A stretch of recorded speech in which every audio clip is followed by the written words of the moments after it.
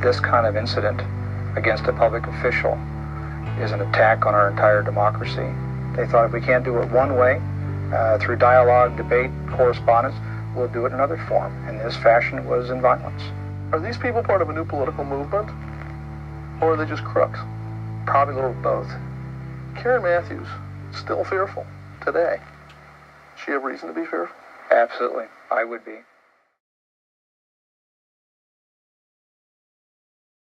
I was raised in Stockton, but it was really on the fringe of Stockton. It was out in the country over by Linden. The big thing when I was in high school was to cruise Pacific Avenue. Everybody did it. You went to the football game Friday night, and then everyone moved to Pacific Avenue.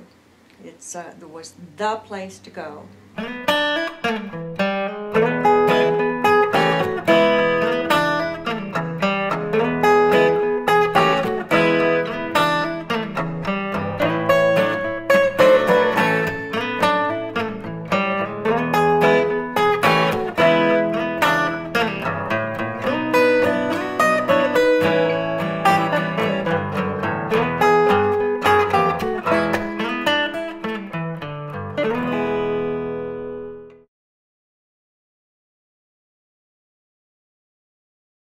Boss, how you doing? Okay, how you doing, Charlie? Karen Mathews is a 46-year-old court recorder in Stanislaus County, California. In 1995, she was brutally attacked after she refused to record illegal papers a patriot group wanted to file.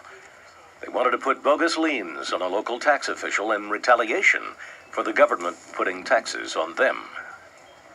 When I think about Karen is her involvement with the public. She liked to be directly involved with the public.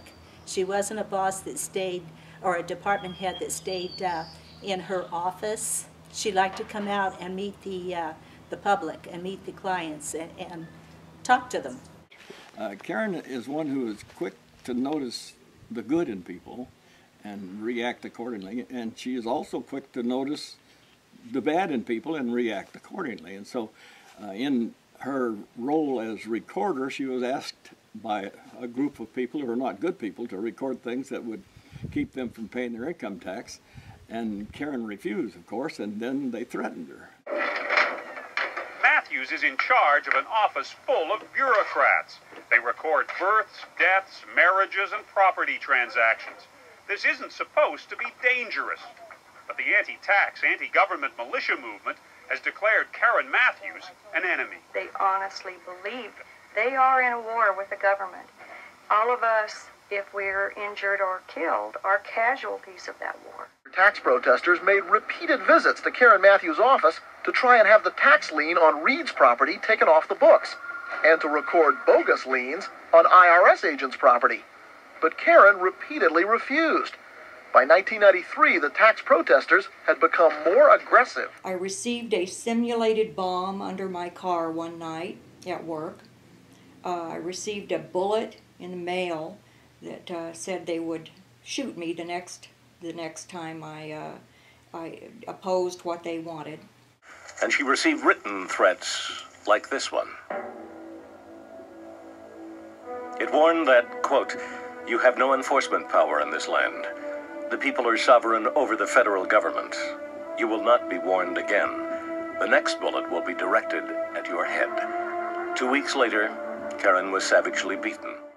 So one night, as I came home, there was a man in my garage. He beat me. He cut me with a knife. He dry fired a gun at my head numerous times. And eventually, before he left, he gun raped me. Now, I've had a lot of people ask, this man had been recruited by this domestic terror group to kill me. He came from the Aryan Brotherhood country up by Idaho, and that was his job. It was to kill me. People have asked me, well, how did you get through that? Why didn't he go ahead and do what he was hired to do?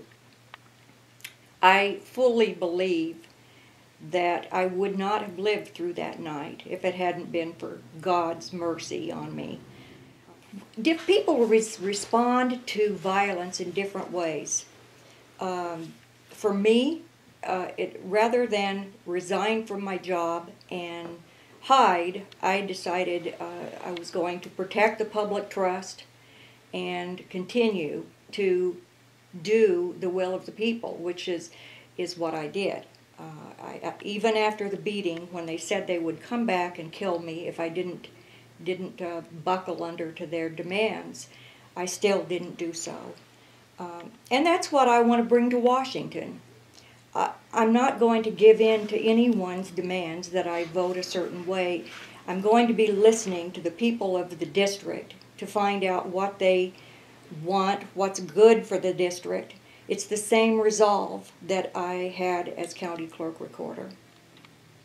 We were stunned and shocked and scared for her. But she stood her ground, even after they assaulted her and tried to intimidate her before and after. So that takes courage and moral fortitude. I thought under the circumstances, after what she went through, I thought she was very, very strong. She's a strong character woman. There were times, of course, and I understand that, where your heart would just bleed for her because she was going through hell. But then she would go through that period, and then she would become stronger, and she would say, Pat, we're going to make it through this.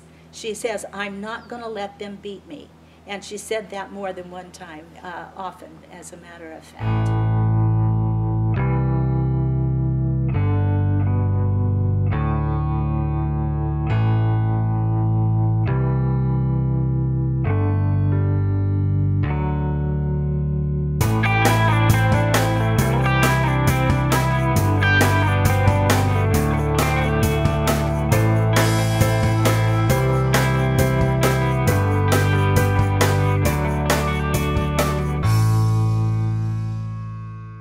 18 months after Karen Mathews was attacked, federal prosecutors announced a breakthrough.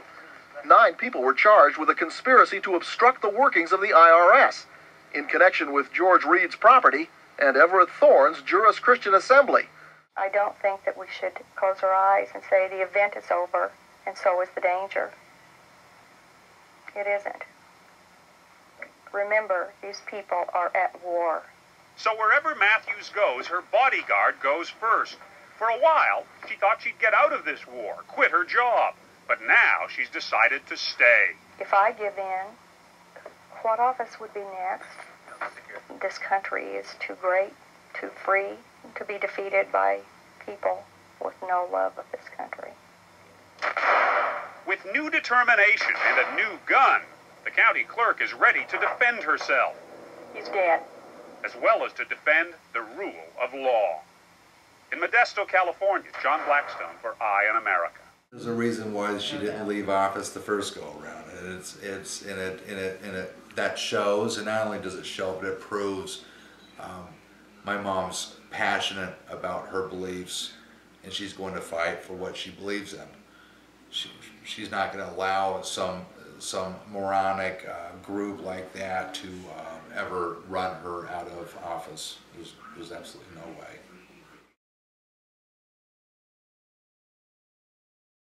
I'm excited. I think she'll do an excellent job. I think she'll listen to people. I think she'll do the right thing every time.